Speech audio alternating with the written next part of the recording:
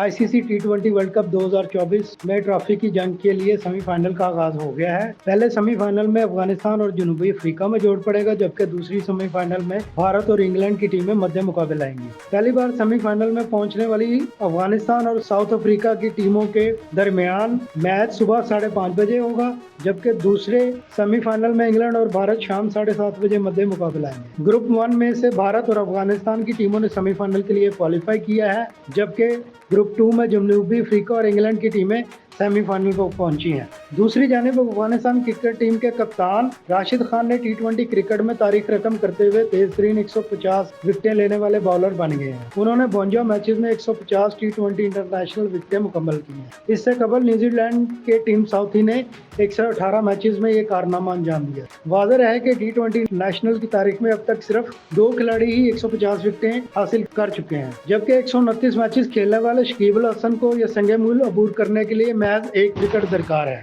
दूसरी जानिब साबिक भारतीय कप्तान विराट कोहली के पास बाबर आजम का एक रिकॉर्ड अपने कब्जे में करने का मौका है। कोहली को टी20 में बाबर आजम का रिकॉर्ड बराबर करने के लिए एक निस्फ सेंचुरी की जरूरत है। पाकिस्तानी कायद बाबर आजम ने अब तक 39 निस्फ सेंचुरियां स्कोर कर रखी हैं, जबकि विराट कोहली 38 निस्फ सेंचुरियों के साथ दूसरे नंबर पर मौजूद है।